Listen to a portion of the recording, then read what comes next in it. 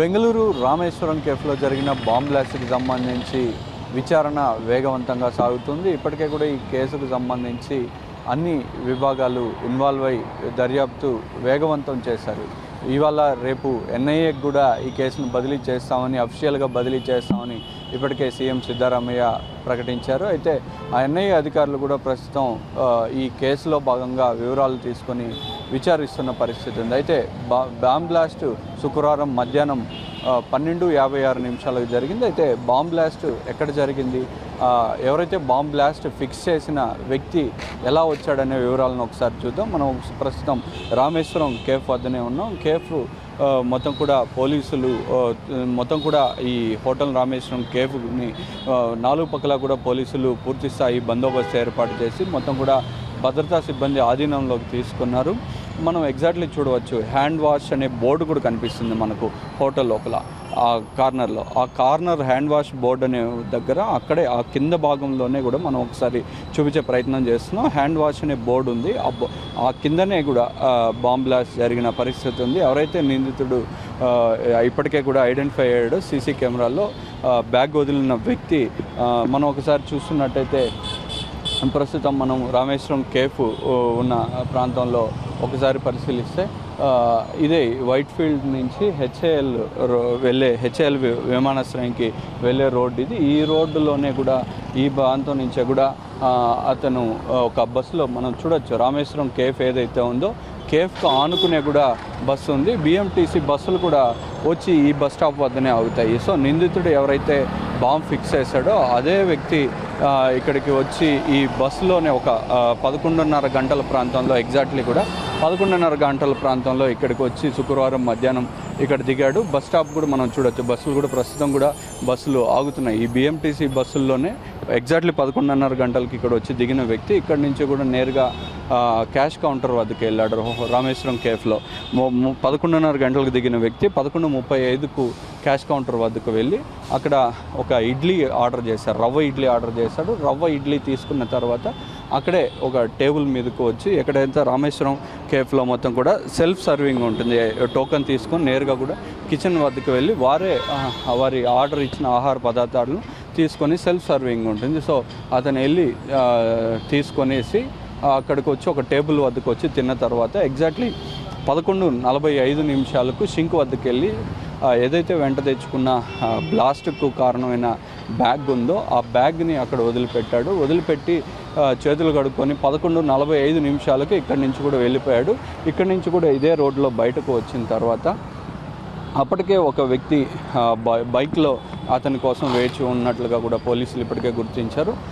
బైక్లో వచ్చి కూడా ఇక్కడి నుంచి కూడా ఈ మార్గంలోనే హెచ్ఏఎల్ మార్గంలోనే కూడా వెళ్ళిపోయాడు. పోలీసులు ప్రధానంగా ఇప్పటివరకు చేసిన ఇన్వెస్టిగేషన్లో ఈ రోడ్లో మనం ఎక్కడ చూసుకుంటే ఇది మొత్తం కూడా డబల్ రోడ్ ఉంది. ఈ రోడ్లో ఎక్కడా కూడా సీసీ కెమెరాలు ఇతర ప్రాంతాల్లో, నగరంలో ఇతర ప్రాంతాలతో పోలిస్తే ఈ ప్రాంతంలో సీసీ కెమెరాలు చాలా తక్కువే ఉన్నట్లుగా కూడా పోలీసులు గుర్తించారు. సిగ్నల్స్ వద్ద కూడా సీసీ కెమెరాలు తక్కువ స్థాయిలోనే ఉండడంతో నిందితుడు ఈ కేఫ్ని ఎంచుకున్నాడు.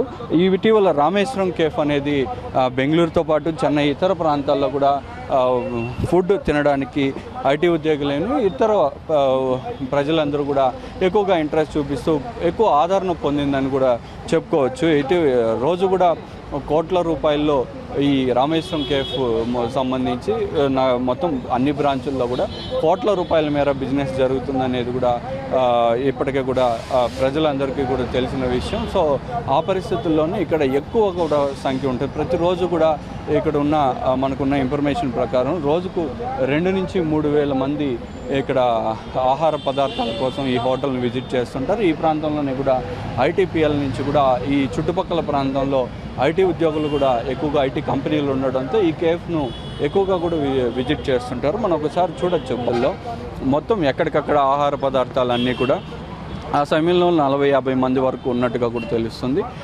మొత్తం కూడా బాంబ్ బ్లాస్ట్ జరిగిన వెంటనే ఎక్కడికక్కడ ఆహార పదార్థాలు ఇప్పటికీ కూడా మనం చూడొచ్చు, టేబుల్స్ మీద అలాగే వదిలిపెట్టి వెళ్ళిన పరిస్థితి ఉంది. ఆహార పదార్థాలు కానీ, వారు ఆర్డర్ చేసిన జ్యూస్ కానీ మొత్తం కూడా అక్కడక్కడ చెల్లాచెదురుగా ఓడిపోయిన పరిస్థితి ఉంది. ఎగ్జాక్ట్లీ 11:45 వదిలి వెళ్ళిపోగా వెళ్ళింది. 12:56 బాంబు పేలింది. బాంబు పేలిన వెంటనే తొలుత సిలిండర్ అనుకున్నారు. ఆ తర్వాత సిలిండర్ కాదని చెప్పి పోలీసులు 1 గంట ప్రాంతానికి ఇక్కడ చేరుకున్నారు. సిలిండర్ కాదు, మొత్తం హోటల్లో పరిశీలించగా అన్ని ప్రాంతాల్లో కూడా సిలిండర్ అలాగే ఎలాంటి సిలిండర్లో లీకేజీలు జరగలేదని గుర్తించారు. ఆ తర్వాత ఇన్వెస్టిగేషన్ ప్రారంభించారు. ఎవరైతే ఈ బాధితులు ఉన్నారో అప్పటికే కూడా వారందరినీ క్షతగాత్రులు 10 మందిని ఈ బాంబు బ్లాస్ట్ కారణంగా 10 మంది తీవ్రంగా గాయపడ్డారు. వారిని అందరినీ కూడా హాస్పిటల్కి తరలించారు. అయితే పోలీసులు వచ్చి ఇన్వెస్టిగేషన్ ప్రారంభించిన తర్వాత లోపల ఏదైతే సిలిండర్ పేలిందని భావించిన పరిస్థితుల్లో సిలిండర్ నుంచి ఎలాంటి గ్యాస్ లీకేజ్ జరగలేదని గుర్తించారు. ఆ తర్వాత పరిశీలించగా ఇది ఐఈడి బాంబు పేలించి టైమర్ అమర్చి ఐఈడి బాంబు పేల్చారని కూడా నిర్ధారణకు వచ్చారు. సో అప్పటి నుంచి కూడా ఇన్వెస్టిగేషన్ చేస్తున్న పరిస్థితి అయితే ఇక్కడ ఉంది. శుక్రవారం మధ్యాహ్నం నుంచి కూడా పూర్తి స్థాయిలో హోటల్ను ఆధీనంలోకి తీసుకొని ఇన్వెస్టిగేషన్ చేస్తున్నారు. సో ఇన్వెస్టిగేషన్లో భాగంగా ఆ బాంబులో అమర్చిన పదార్థాలు మొత్తం కూడా అక్కడ ఉన్న వాటిని అన్నిటిని కూడా పరిశీలించగా ఇది టైమర్ బాంబు ఐఈడి బాంబు అనేది కూడా పోలీసుల నిర్ధారణకు వచ్చి నిందితుడు ఎవరు ఏంటనే కనుక్కునే విషయాలను కూడా ఇన్వెస్టిగేషన్ వేగవంతంగా చేస్తున్నారు. బాంబ్ స్క్వాడ్ కానీ క్లూస్ టీమ్స్ కానీ మొత్తం కూడా అందరూ కూడా ఇక్కడికి చేరుకొని 2-3 రోజుల నుంచి కూడా పూర్తి స్థాయిలో విచారణ అయితే చేస్తున్న పరిస్థితి ఉంది. ఇప్పటికే కూడా నిందితుడిని ఇక్కడ హోటల్లో అమర్చిన సీసీ కెమెరాలలో రికార్డ్ అయిన దృశ్యాల మేరకు కూడా నిందితుడిని గుర్తించారు. నిందితుడు ఎటువైపు వచ్చాడు, ఎక్కడికి వెళ్ళారనే వివరాలను కూడా పరిశీలిస్తున్న పరిస్థితి ఉంది. అయితే ఎవరైతే బాంబు ఇక్కడ బ్యాగ్ను వదిలి వెళ్ళాడో ఆ వ్యక్తి ఎక్కడా కూడా సీసీ కెమెరాలకు దొరకకుండా కూడా జాగ్రత్త పడినట్టుగా కూడా తెలుస్తుంది. అతను ఒక వైట్ క్యాప్ను పెట్టుకొని, కళ్ళకు కూలింగ్ గ్లాస్ పెట్టుకొని, ఫేస్కు మాస్క్ పెట్టుకొని ఇక్కడికి వచ్చినట్టుగా కూడా తెలుస్తుంది. ఎక్కడా కూడా సీసీ కెమెరాలకు అతను కనిపించకుండా కూడా జాగ్రత్త పడ్డాడు. ఫుడ్ ఆర్డర్ చేసే సమయంలో కూడా క్యాషియర్కి తన మూతి కనిపించకుండా కూడా ఒక మొబైల్ను వాడుతున్నట్టుగా కూడా అతను మొబైల్ చూసుకుంటూ మొబైల్ వాడుతున్నట్టుగా కూడా అక్కడ యాక్ట్ చేసిన పరిస్థితి ఉంది. అయితే ఆ బ్లాస్ట్ జరిగిన సమయంలో ఆ గంట ప్రాంతంలో కూడా ఇక్కడ టెక్నికల్గా కూడా పోలీసులు ఇన్వెస్టిగేషన్ చేస్తున్నారు. టెక్నికల్గా చేస్తున్న ఇన్వెస్టిగేషన్లో భాగంగా మొత్తం కూడా ఈ ఏరియాలో 500 మొబైల్ సిమ్ కార్డులు యాక్టివ్లో ఉన్నట్లుగా కూడా తెలుస్తుంది. వాటినన్నింటినీ పరిశీలించగా కూడా ఎలాంటి లీడ్ అయితే దొరకలేదని చెప్పి కూడా తెలుస్తుంది. అయితే ఆ వ్యక్తి నిజంగానే ఫోన్ వాడా లేకపోతే ఒక డమ్మీ ఫోన్తో యాక్ట్ చేశాడా అనే అనుమానాలు కూడా వ్యక్తం అవుతున్నాయి. సో మొత్తం కూడా ఈ ఘటనన్నింటినీ కూడా చూస్తుంటే ఇది ఉగ్రవాదుల హస్తమా లేకపోతే కేఫ్కి వచ్చిన రామేశ్వరం కేఫ్కి వచ్చిన ఆధారంతో ఎవరన్నా బిజినెస్ పరంగా ప్రత్యర్థులు చేశారా లేకపోతే బెంగళూరులో ఏదైనా అలజడి సృష్టించేందుకు చేశారా అనే అనుమానాలు కూడా పూర్తిగా వ్యక్తం అవుతున్న పరిస్థితి ఉంది. అయితే బాంబు పేల్చిన తీరు, బాంబులో వాడిన పరికరాలు, బాంబు తయారు చేసిన తీరు చూస్తే మాత్రం కూడా ఇది ఉగ్రవాదుల హస్తం ఉన్నట్టుగా కూడా పోలీసులు అనుమానిస్తున్నారు. అయితే ఉగ్రవాదుల హస్తం ఉన్నట్లయితే ఈ బ్లాస్ట్ తీవ్రత చాలా ఎక్కువగా ఉండేదని చెప్పి సీరియల్ బ్లాస్ట్లు ఉండే అవకాశం ఉంటుందని చెప్పి కూడా ఒక రకమైన భావన వ్యక్తం చేస్తున్నారు. 10 టీంలు మొత్తం కూడా ప్రత్యేక బృందాలు దీని మీద ఇన్వెస్టిగేషన్ చేస్తున్న పరిస్థితి ఉంది.